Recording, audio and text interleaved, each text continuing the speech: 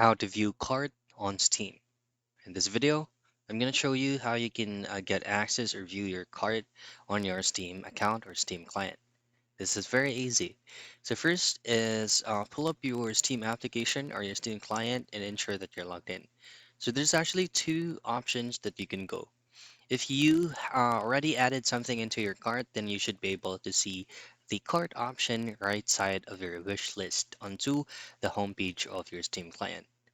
Now, if this does not show up, what you can do next, or what you can do on the other hand, is just to go all the way and let's just go ahead and try to add something right here. So, for example, this one, and then you scroll down and then choose on add a cart.